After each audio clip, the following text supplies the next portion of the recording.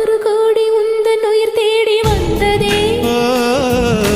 லட்சம் பல லட்சம் பூக்கள் ஒன்றாக பூத்ததே.